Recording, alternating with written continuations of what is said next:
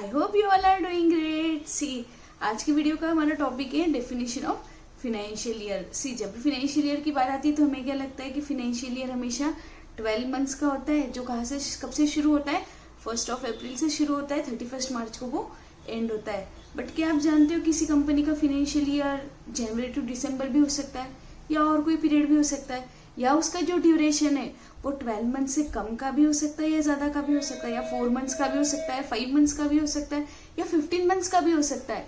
तो ये सब जानने के लिए मेरा वीडियो पूरा एंड तक देखिए। तो आइए शुरू करते हैं डेफिनेशन ऑफ फिनेंशियल ईयर।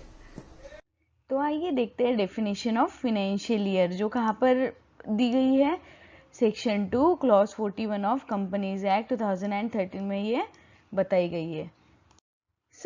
क्या बोलता है सेक्शन 2 क्लॉज 41 डेफिनेशन क्या बोलती है?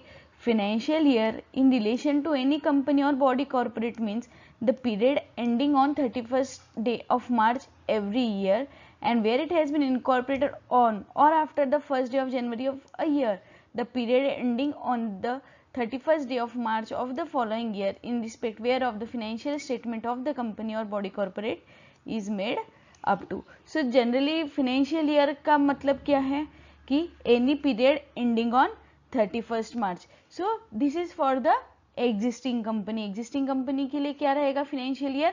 Every that period which ends on the 31st March of every year. तो क्या होता है एग्जिस्टिंग कंपनीज के लिए जनरली 1 अप्रैल से 31st March. But see there are two scenes. If the company is existing company या कंपनी जो है वो न्यू कंपनी है, तो अभी जो फर्स्ट क्लॉज है जो बोलता है तो that is applicable to existing company जिनका पीरियड 1 अप्रैल से 31 मार्च रहेगा.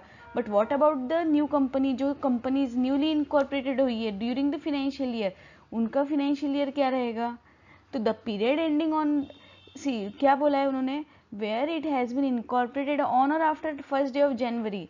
अगर उनका कंपनी का इनकॉर्पोरेशन 1st डे ऑफ जनवरी पे होता है तो उसका फिनेंशियल ईयर नेक्स्ट ईयर के 31 मार्च को क्या होगा? एंड होगा. तो आइए हम इसको प्रैक्टिकली विथ एग्जांपल्स देखते हैं. सी जैसे कि as we all know company है, if it is a existing company तो उसका पीरियड क्या रहेगा? 1 अप्रैल टू 31 मार्च. ठीक है. बट अगर the company is a new company और विच इज इनकॉर्पोरेटेड कब हुई है? 1 जैन और उसके बाद आफ्टरवर्ड्स. ठीक है. तो फिर उस केस में इसका फिनेंशियल ईयर क्या रहेगा? Next year period ending on 31 March 2000 and जो भी पीरियड.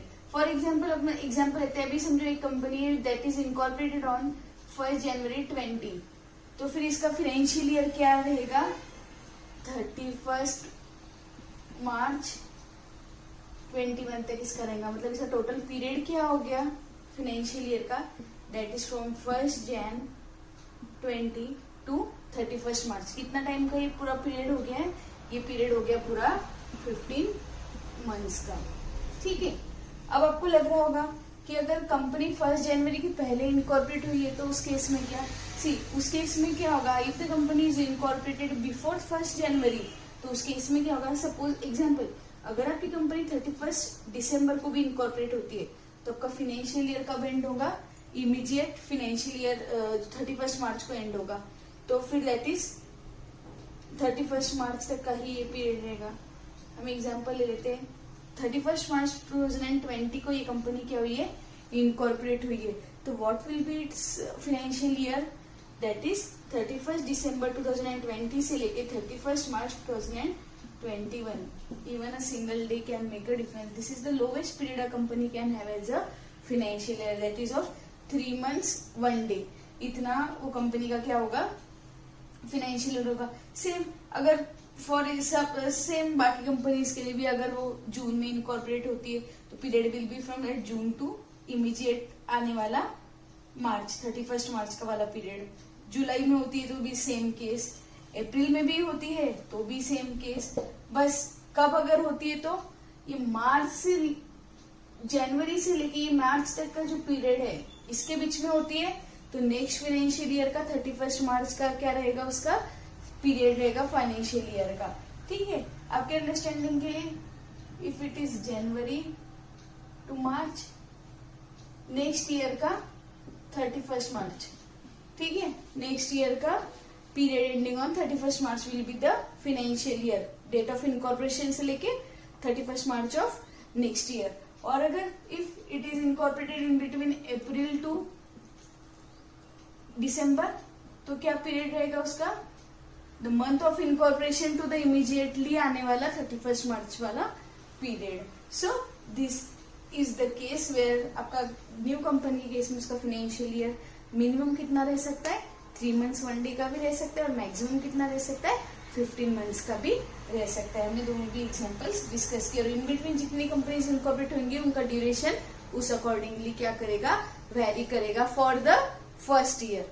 सिर्फ फर्स्ट ईयर के लिए ये एप्लीकेबल रहेगा, उसके बाद से उनका फिर पीरियड क्या चालू हो जाएगा, 1 अप्रैल से 31 मार्च तक का। Then it won't be a new company, it will be a existing company. I hope आपको ये समझ में आया है। ये हम लोगों ने डिस्कस कर लिया existing company, new company and उनके पीरियड के बारे में।